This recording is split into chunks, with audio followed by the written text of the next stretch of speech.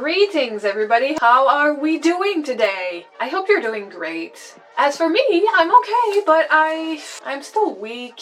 I have had harsh symptoms for a couple years now, and even though my health seems to be improving, there's still a long way for me to consider myself functional.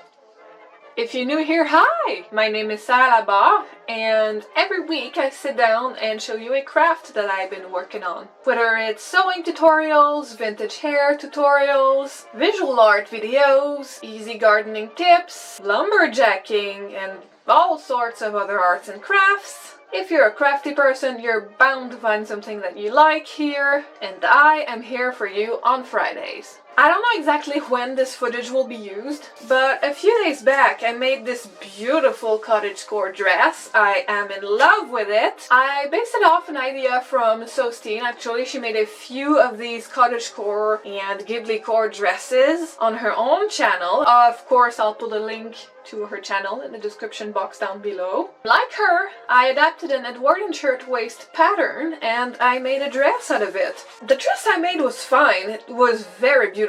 I loved it from the very beginning, but when drafting my Edwardian shirtwaist pattern, I hadn't taken into account that I mostly wouldn't be wearing the foundation garments usually necessary to achieve the classic Edwardian S silhouette. This shape is a tad longer down the waist, so when I wore it with no corset, it made the center front look kind of slouchy. Not a good look. To correct and achieve the lovely silhouette I'm sporting now, I need to shave off a couple inches down the front of the bodice. So for this week's video, let me show you exactly how I did that. This is a fairly common alteration, but I've never done it before, but it really doesn't look that hard. So without further ado, let's get to work. The bodice is a bit low-waisted, which makes the center front kind of slouchy. I need to bring my waistline to about here at the center front. The back is almost fine, it'll only be raised by a ½ inch. On both sides, I marked where the bottom of the seam allowance will sit at. If you take a close look, you'll see that I marked here with a needle and some thread where the bottom of my seam allowance will sit at. So that's where I'm actually gonna cut the fabric. But before I trim my bodice, I need to unpick the whole top waistband on the outside and on the inside, because there's 2 layers. And then I'll be able to lay the bodice flat, true up those curves, because they'll probably not be exactly symmetrical, so I need to true that up. And then I'm gonna be able to trim and sew my waistline again.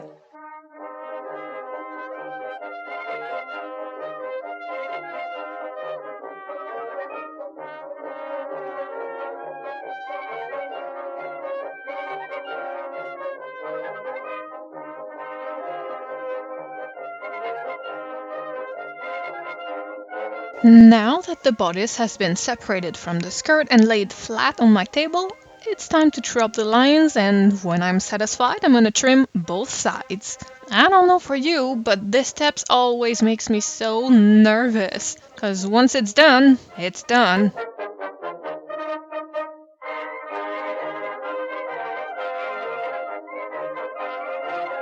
Since the center back pleats have to be trimmed by a ½ inch as well, I'm gonna go over their bottom edge a couple of times with the machine to make sure that they stay really secure.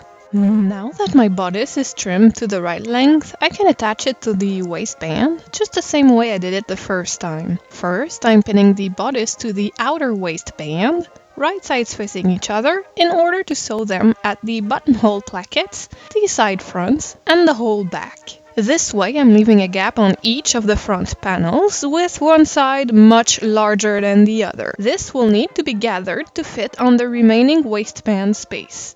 To do so, I made 2 parallel rows of running stitches on the seam line and on the seam allowances. I'm simply pulling on them to gather the fabric at the right width. Using some pins, I'm distributing all the pleats as evenly as I can. I will then backstitch them and go over that backstitched line with the machine to make sure that the seam is very solid, as waistbands do take quite a lot of tension.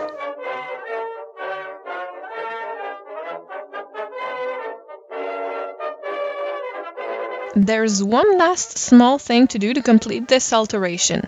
The waistband has a backing to safely hide away all the raw edges. It's still attached to the garment at its bottom edge, and I need to pin it back into place and sew it on by hand using a quick and even whip stitch.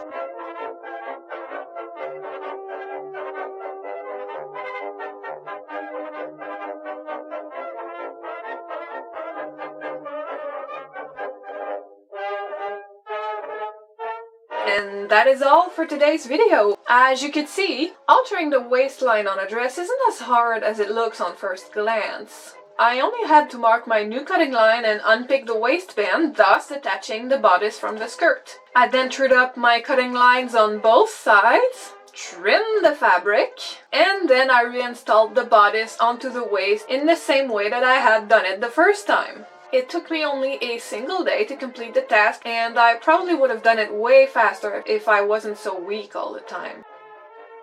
But anyway, it was 100% worth it. The dress is super more flattering than it was before, and it looks much cleaner too.